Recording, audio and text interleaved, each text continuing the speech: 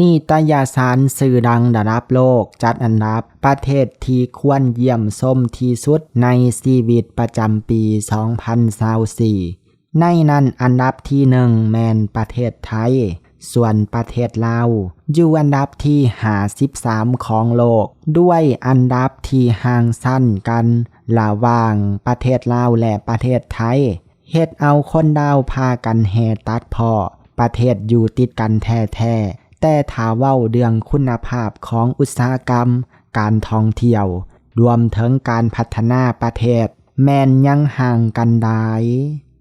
นิตยสารชื่อว่า CEO World เป็นนิตยสารด้านธุรกิจชื่อดังไล่เก็บข้อมูลจากความเห็นของผู้อ่านจำนวน 265,000 คนเพื่อจัดอันดับประเทศในหัวข้อประเทศในโลกที่ควรเยี่ยมชมที่สุดในชีวิตปี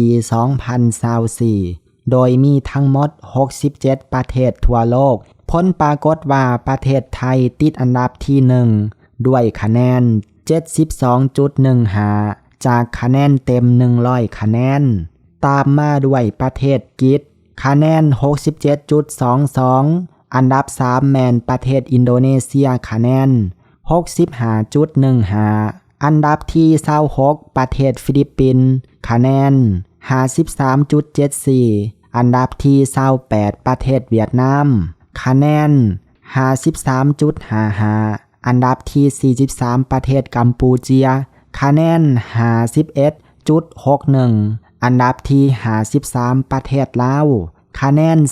49.97 ซึ่งนั่นก็เป็นประเทศสมาชิกกลุ่มอาเซียนเนาะมีเพียงแต่ประเทศกรีซเท่านั้นที่ว่าแอดมินกล่าวถึงและบ่ไล่อยู่ในกลุ่มอาเซียนจากการจัดอันดับแม่นอิงใส่หลายปัจจัยเช่นสถานที่ท่องเที่ยวศิลปะวัฒนธรรมอาหารแซ่บแหล่งจับจ่ายซื้อเครื่องธรรมชาติความมีชีวิตชีวาในยามค่ำคืนและอื่นๆนอกจากนั้นนิตยสาร CEO World ไล่ระบุว่า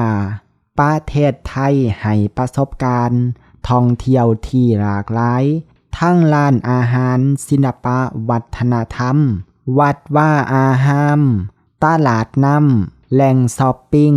สวนสาธารณะและสีสันยามค่ำคืน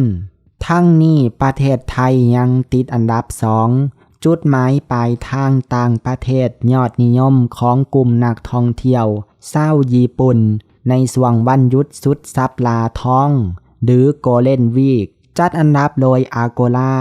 โดยช่วง Golden Week ในญี่ปุ่นเริ่มตั้งแต่วันที่29เดือนเมษา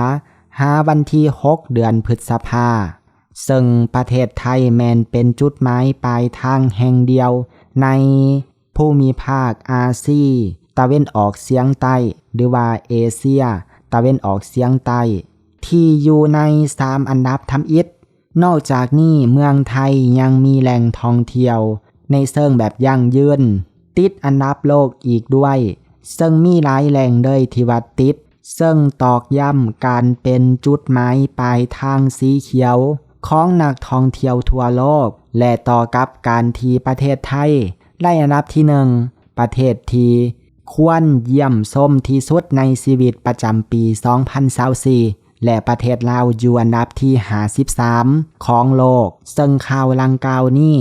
สื่อสำนักข่าวของลาวก็ได้เอามาเฮ็ดข่าวนำเนาะก็ได้มีคนลาวมาแสดงความคิดเห็นต่อกับเรื่องนี้หลายคนเลย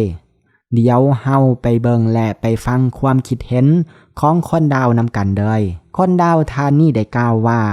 ประเทศเฮายังห่างจากประเทศเพื่อนบ้านหลายลักต้องไล่พยายามอีกหลายนี่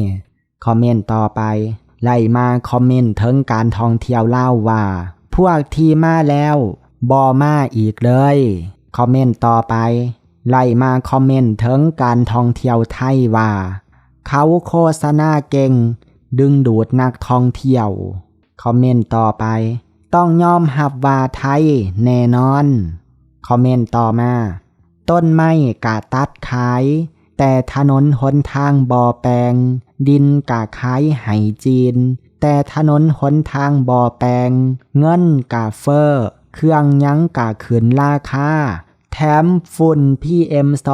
2.5 กะเต็มบ้านเต็มเมืองคอมเมนต์ต่อไปนับมือเดืองดีๆนับถอยลงนอประเทศเฮาเดืองบ่เป็นตาหันติดอันดับต้นๆเช่นกินเบียร์เก่งใส่อารมณ์ในทางการเฮ็ดเวียกพวกจังซี่ติดอันดับหนึ่งรัฐบาลสุดนี้เฮ็ดเวียกได้สุดยอดอีดีคอมเมนต์ต่อไปเขาเจ้าเลือกถูกแล้วที่บ่มักมาลาวเฮาหลายอย่างที่บ่เป็นตามาเที่ยวลาวเฮามาฟังที่คอมเมนต์ของคนดาวธานีได้กล่าวว่าเรื่องดีๆบ่เคยติดอันดับอยู่แล้วอันใดลบๆเป็นที่หนึ่งคอมเมนต์ของคนดาวทานทัดไปบ่แปลกใจที่ไทยติดอันดับหนึ่งต่อไปไทยติดอันดับดีมาตลอดสาเหตุแม่นเขามีการพัฒนาพื้นฐานโครงลางที่ดีนักท่องเที่ยวสามารถเข้าถึงง่ายและไล่หับการบริการที่ดีเล่าเฮาต้องหับหู้จุดอ่อนของตัวเองทางด้านการบริหารต่างๆภายในประเทศคอมเมนต์ต่อไปแน่อยู่แล้วประเทศไทยพร้อมทุกอย่างคมนาคมที่พักอุปโภคบริโภคสะดวกสบายทุกอย่างยกให้ไทยเป็นอันดับหนึ่งยินดีด้วยต่อไปน่าจะเบิงไทยเป็นแบบอย่างมาฟังที่คอมเมนต์ของคนดาวธานีได้กล่าวว่าต้องยอมรับไทยพร้อมอยู่แล้วเรื่องการท่องเที่ยวคันว่านักท่องเที่ยวต้องจ่ายภาษีเพิ่มคนกะไปเล่าซอกเอานักท่องเที่ยวจากไทยละมาต่อเล่าไล่กะดีคอมเมนต์ถัดมาบ่ว่าก็ฮู้ไทยอันดับหนึ่งแน่นอนอยู่แล้วการบริการสุดยอดเลยแต่ละปีเวียดนามก็ยังส่งนักเรียนไปเรียนการท่องเที่ยวอยู่ไทยหลายร้อยคนคอมเมนต์ต่อไปไทยเขาบ่แปลกที่ไล่ที่หนึ่งเพราะหน่วยงานภาครัฐและเอกชนเขาช่วยกันโปรโมทระบบพื้นฐานโครงล่างเขาดีการคมนาคมสะดวกสบายยินดีนำไทยเอาใจช่วยลาวเฮาปีหน้าเอาใหม่ให้อันดับดีขึ้นกว่าเก่าเด้อลาวเฮาคอมเมนต์ของคนดาวทานสุดท้ายในคลิปนี้ได้กล่าวว่าไล่ซ้ำนั่นแมนดีแล้วขี่เหงื่อเต็มบ้านเต็มเมืองถนนหนทางเป้เพธรรมชาติถูกทำลายลงเรื่อยๆย้อนนายทุนห้วยน้ำลำธารก่อบกแหงอันนั้นก็เป็นความคิดเห็นของคนดาวเนาะและสำหรับเรื่องเล่าในคลิปนี้ก็มีเพียงเท่านี้ดะขอขอบใจหมดทุกท่านที่เข้ามาเบิ่งแล้วเฮามาเจอกันใหม่ในคลิปหน้า